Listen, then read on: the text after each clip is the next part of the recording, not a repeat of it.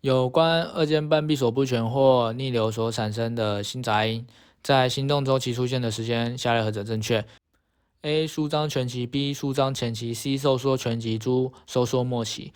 我们这里答案选 C。看到二尖瓣闭锁不全，我们就要想到因为二尖瓣闭锁不全代表说它是会跟逆流有关。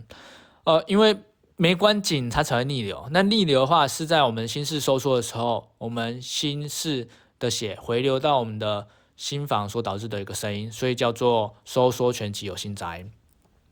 那我们看一下其他选项。A 的话，舒张全期，我们可以想到的就是声包瓣狭窄比较广义的讲，如果你要准确讲是声包瓣狭窄，它是在舒张中晚期有心杂音舒张中晚期有心杂音。但是如果你在选项里面没有得选，但是它又要你选声包瓣狭窄，然后刚刚好出现舒张全期的话，你就选舒张全期。那最准确的答案就是舒张中晚期或中期晚期有心杂音这样子，声包瓣狭窄。那主要它有舒张期有心杂音的原因，就是因为我声包瓣狭窄，代表说我血液在心房没办法打给心室。那血液什么时候要从心房打给心室？就是我心室放松的时候啊。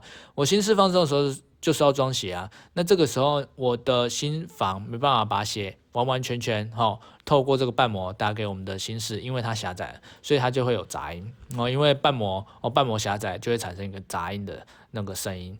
然后我们看一下这个 B 的话主要是主动脉瓣逆流因为舒张前期代表说我的心室在放松的时候，就是刚放松的时候，因为舒张前期就是在刚放松的时候。